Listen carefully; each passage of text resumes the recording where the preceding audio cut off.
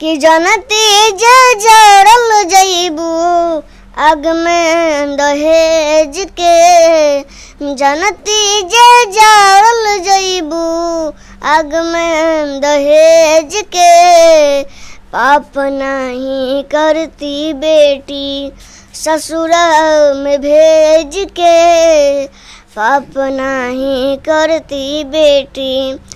कटले तू होई बुरनिया बड़े विपतिया, रोवते बीतल होई दिनवा उड़तिया, माई कही के कोहकल होइबू दुखवा अंगेज के, माई कही के कोहकल होइबू दुखवा अंगेज के, पाप नहीं करती बेटी ससुरा में भेज के, पाप नहीं करती बेटी। 2 लाइन और है जी। निर्दयी पापा जी गर्भवे में मार दिहला, निर्दयी पापा जी गर्भवे में मार दिहला, बेटी दुलरुई के आँखी के तरुई के सपना उजाड़ दिहला, निर्दयी पापा जी गर्भवे में मार दिहला। अंश मिश्रा जी, ये बताइए कि आपके पिताजी क्या करते हैं? मेरे पिताजी पहले ट्रक चलाते थे। अंश बाबू, आप गाना भी गाते हैं क्या? जी। मैं चाहूँगा कि मेरे दर्शकों को कुछ गाना भी सुनाइए। रोआ टूटी है गरीब के, रोआ टूटी है गरीब के, तो पढ़बे करी, कहीं भी झूली गिरी, कहीं जड़बे करी, कहीं भी झूली गिरी, कहीं जड़बे करी, रोआ टूटी है गरीब के, क्या बात है, रोआ टूटी है गरीब के, तो पढ़बे करी, कहीं भी झूली गिरी, कहीं जड़बे करी, कहीं भी झूली गिरी, कहीं जड़बे करी। बड़का लोग खाता मजदूर के कमाई, गैया न बची हवा सगरो कसाई, गैया न बची हवा सगरो कसाई, बिख नस नस सगरो पसरबे करी, कहीं भी झूली गिरी, कहीं जड़बे करी, कहीं भी झूली गिरी, कहीं जड़बे करी। वाह, क्या बात है। अंश बाबू, आप इतना अच्छा गाना गा लेते हैं, कहीं से सीखे हैं, क्लास लिए हैं, क्या किए हैं?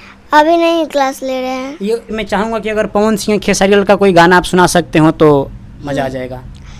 कि सनहिया लगावल बहुत बात नहीं खे, क्या बात? सनहिया लगावल बहुत बात नहीं खे, नजरिया चुरावल बहुत बात होला, नजरिया चुरावल बहुत बात होला, समझे न पवनी तुहर असली इरादा, रूपवा के जाल में धरा गई नहीं दादा, समझे न पवनी तुहर असली इरादा, रूपवा के जाल में धरा गई नहीं दादा, केहू के मुआवल बहुत बात नहीं खे,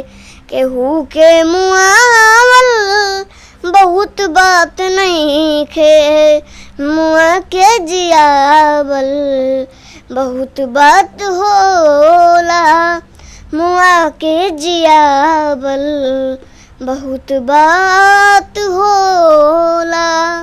वाह वाह, देख सकते हैं कि अभी यहाँ पे पवन सिंह का जो गाना था ये काफ़ी वायरल होता है, उसको अंश जी ने गाया। और मैं बार बार ये कह रहा हूँ कि आपको इनको सपोर्ट करना है, क्योंकि जो इनका जो गायकी है ना वो वाकई मतलब काबिल तारीफ़ है। हमारे पास कोई शब्द नहीं कि मैं आपकी कितनी तारीफ़ करूँ। वाकई में आप जो गाते हैं लोगों को एकदम झूमने पर मजबूर कर देते हैं। अंश जी क्या कहना चाहेंगे, कहाँ से इतना सुरीला आवाज़ और कैसे इतना रियाज कर लिए हैं? ये सरस्वती माता की कृपा है। सब सरस्वती माता की कृपा है। हाँ। अच्छा, और क्या कहना चाहेंगे आप?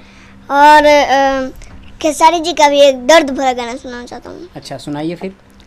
कि जाओ जाई बहुत जाओ ए सनम, देख जिंदगी भखाओ तेरे जख्म, जानी सोचा हमरे बारे में, तोहरा खातिर हमरा मोइल न रहे, ई प्यार काल परसों के कोयल न रहे, भुला गईलू ऐसे जैसे भइल न रहे, ई प्यार काल परसों के कोयल न रहे, भुला गईलू ऐसे जैसे भइल न रहे, गंगा के पानी जैसन प्यार ई पवित्र, तोहरा से कैले बानी जाने दो तपीतर, हो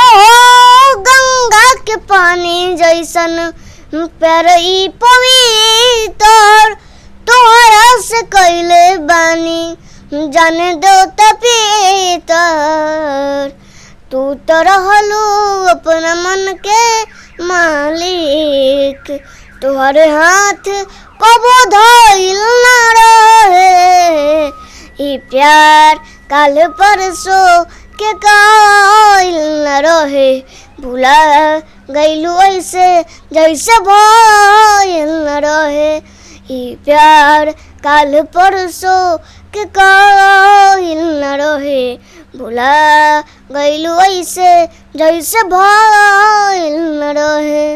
वाह वाह, देख सकते हैं कि खेसारी लाल का जो गाना था ये प्यार काल परसों के कईल ना रहे, भुला गिलू ऐसे जैसे भइल ना रहे, कितना अच्छे से गाए हैं। कहीं ना कहीं हमारे देश में, हमारे बिहार में ऐसे ऐसे बच्चों को सपोर्ट करना बेहद ज़रूरी है, क्योंकि इनके अंदर अभी बचपन में इतना सुरीला आवाज़ है। अगर अभी इनको हम सपोर्ट करेंगे, सोचिए कि फ्यूचर में हमारे देश का, अपने राज्य का, अपने ज़िले का कितना नाम रोशन कर सकते हैं।